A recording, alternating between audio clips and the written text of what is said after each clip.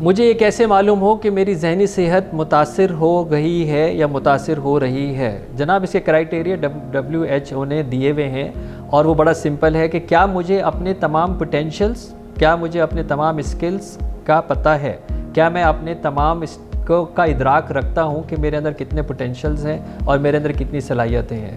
دوسرا، کیا میرے جو دن بھر کے میرے اسٹریسرز ہیں، جو دن بھر کی میرا اسٹریس ہے جو میرے اوپر صبح سے لے کے شام تک رہا ہے، کیا میں اس سے رات کو سونے سے پہلے نبرد آزما ہو چکا ہوں؟